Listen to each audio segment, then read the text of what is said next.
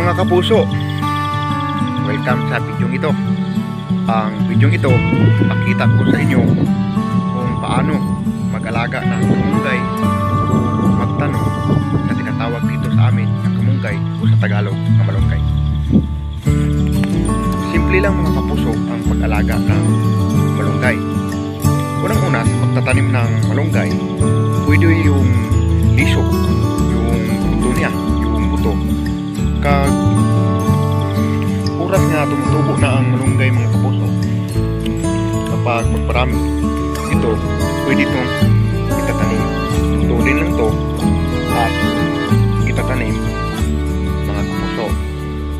At ito naman, kapag maputol to, magkaroon ito ng maraming mga sanga at maging katulad nito.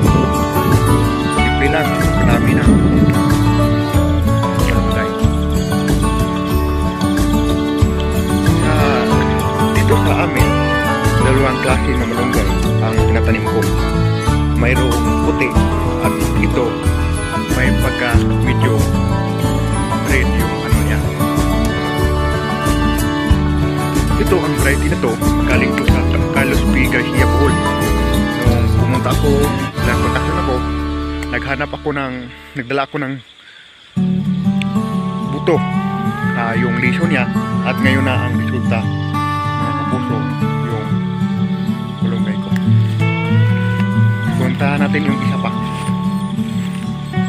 Ito, bago lang to, mga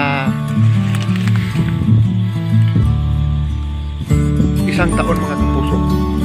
Yung isang taon, ganyan na ang malunggay at ngayon ko na inalagaan.